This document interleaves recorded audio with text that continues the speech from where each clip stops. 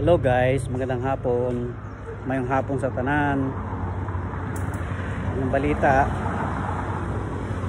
Ayan, nandito na naman tayo sa ating RKG guys, showroom. Bumalik yung Nissan Calibre dahil hindi naayos ng yung customer, yung mga papeles. Kasi may requirement naman talaga bago ka mag-finance dito eh. So available ang Vios, available to Nissan, saka ito available puro Vios, saka may Vios pa din. Yung Innova, ayan, available yung Innova. Another Vios, Wigo, Suzuki Espresso. Ayan guys, may mga available dito. Tsaka yan 2015 yata to.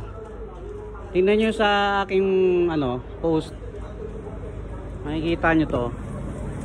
Mura lang yan mga kamanong. Pwede nating ayusin niya kung gusto nyo talagang bilhin itong na to, Nissan Calibre. Laki pang bundok. Meron pa siyang hingahan ng pag bumabaha. Pwede pa siyang huminga, diba? Hingahan yan hingahan yan siya ayan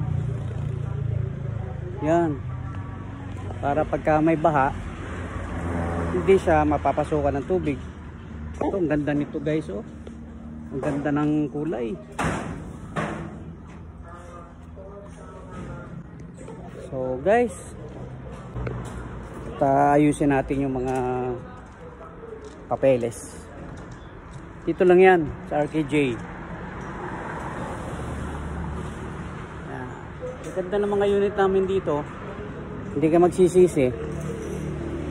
Talagang napaka-pulido ang mga unit. Napakaganda, sasakyan mo na lang. Walang problema. Ang ganda ng kulay nitong Vios na itong isa Yan. Ito. Ang ganda siya.